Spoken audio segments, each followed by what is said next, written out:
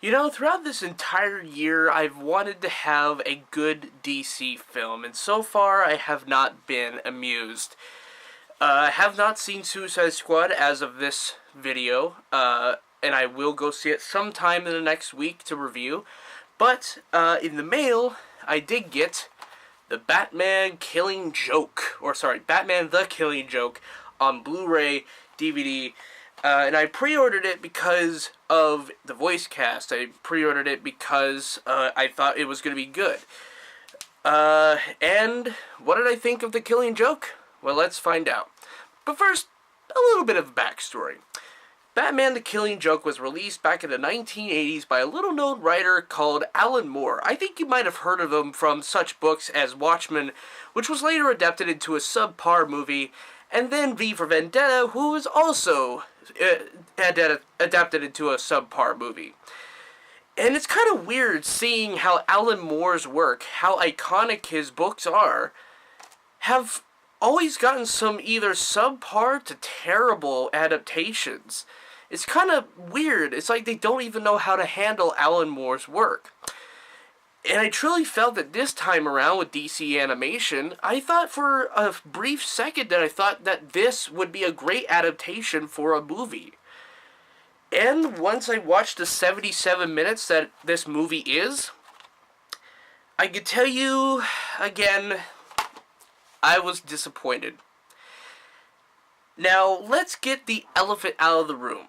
This movie has been getting a lot of controversy because of the so-called hashtag Batsex that happens in the movie between Barbara Gordon and Batman.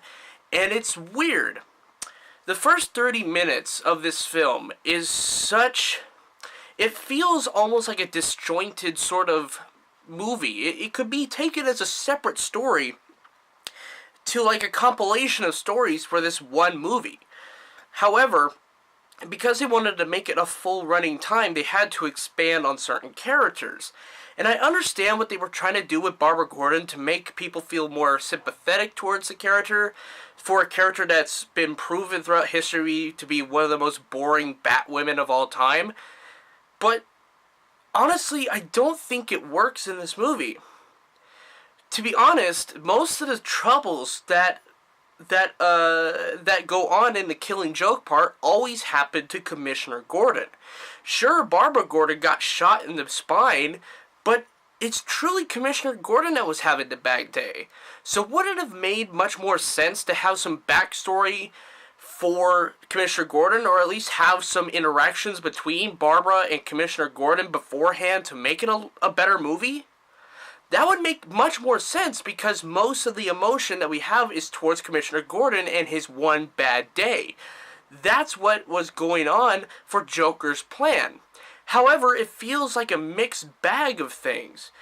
And again, I have to emphasize that the first 30 minutes is just bad. Now, there is some good voice acting in it, and the animation is pretty good.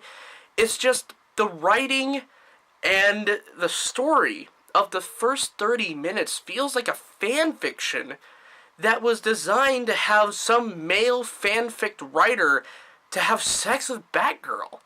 It makes no sense, and you could even tell with the villain of the first 30 minutes, Paris Franz, you know? Like, you go back and watch this. Again, watch the first 30 minutes and see if that's not a fan fiction. The first 30 minutes, I was floored at how bad the writing was for such an uplifting film. Like, it was supposed to be a grand film based off of Alan Moore's work. And I know Alan Moore does not like this book. He didn't like this book. He doesn't think it's that good. But to the general Batman audience, we see it as, well, the final confrontation and what puts Batman and Joker through the limits of their relationship. But throughout everything I've said for the first half, again, the animation is good and the voice acting is good. It's just the rest of the 30 minutes is just terrible. I could almost not find myself laughing. Like, I found myself laughing during the first 30 minutes because I found it so absurd. Why? why? And I'm sitting there before we got to the actual Killing Joke part. I was sitting in my chair watching this film, and I was like, DC, why can't you deliver on good animated films? There have been some good ones. There's been Flashpoint. There's been The Dark Knight Returns. There was Mask of the Phantasm, which I consider my all-time favorite Batman animated movie. There's been The Return of the Joker. Just so many good animated films. And this one had the most promise. This one had the most promise of being great, but it's just bogged down by the first 30 minutes. Oh my lord. But when we do get to Killing Joke, it does play out like you would expect it to. Now, there is something that has to be mentioned, is that the animation, while good, doesn't necessarily follow with the book. I mean, when you look at the iconic art style of some of these panels, it doesn't really match up, per se, and it felt like a Hanna-Barbera production of it, which is understandable because Hanna-Barbera is from Warner Brothers, right?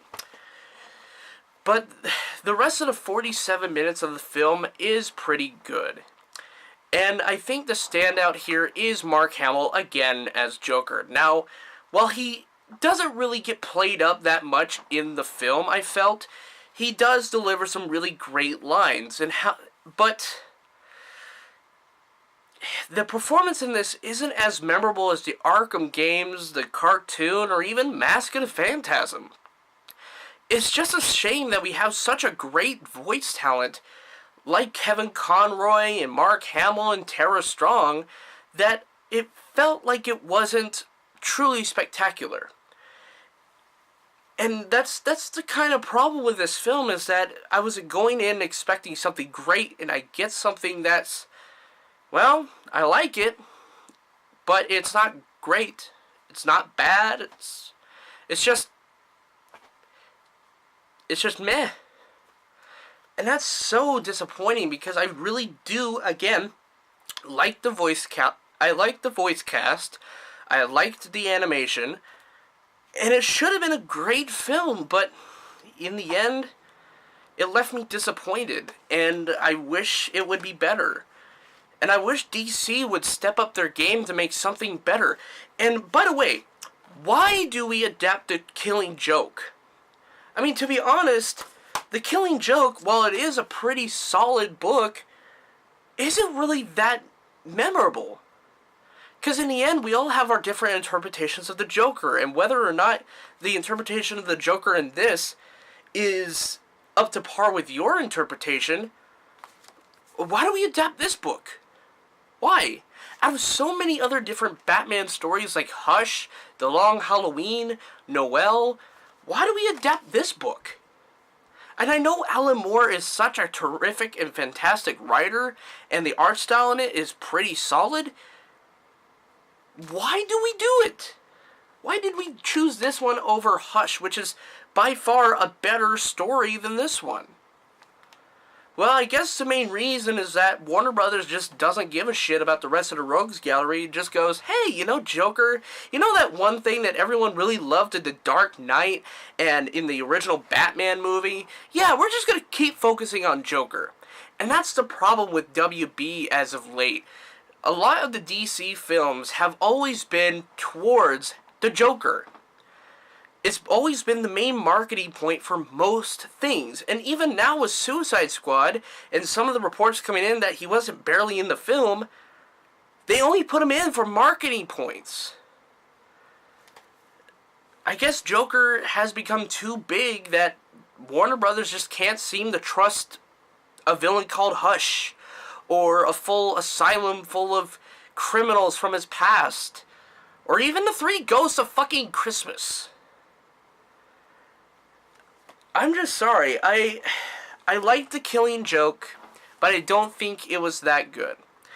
Now, as for recommendations, if you do love the hell out of The Killing Joke book, you might find yourself liking the 47 minutes that I mentioned, and probably not the 30 minutes that comes before it with Batgirl. If you're not into comic book movies, you're not going to like this one. And this movie has stirred up a lot of controversy. So did the book. The book has stirred up a lot of controversy as well. But yeah. So my final score for Batman: The Killing Joke is a solid 6 out of 10. It's not impressive, and it's not terrible. It's just in that middle ground. I might fast forward to the Killing Joke part again, but, I enjoyed it. I liked it. I just didn't love it like I wanted it to. I wanted it to be amazing, but it didn't show up to expectations. So, next time at the theater, peace out.